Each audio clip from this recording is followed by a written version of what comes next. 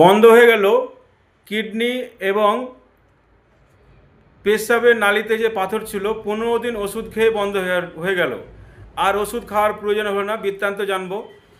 ভাই, আপনার নাম? বেলাল হোসেন। বেলাল হোসেন। আপনার কত এমএম পাথর ছিল? 10 mm। 10 এমএম। কতদিনে পাথরটা বেরোলো? 15 দিন। 15 দিনে। এখন আর কি কোনো ওষুধ খেতে হচ্ছে আর? না, এখন আর ওষুধ খেতে হচ্ছে না। আপনার কি অপারেশন করার প্রয়োজন মনে হলো? না। অপারেশন করার প্রয়োজন হলো না আর। মাশাল্লাহ, 15 দিনে এই অপারেশন করা থেকে মুক্তি পেলেন এবং 15 দিনে পাথর বেরিয়ে গেল।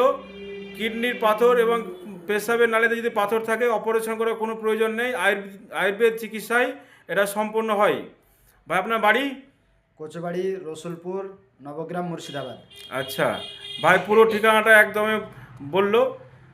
আপনাদের যাদের এই কিডনির পাথর রয়েছে বা পেশাবের নালীতে, অপারেশন করার প্রয়োজন নেই। এটা অপারেশন ছাড়াই ওষুধ খেয়ে নিরাময় হয়।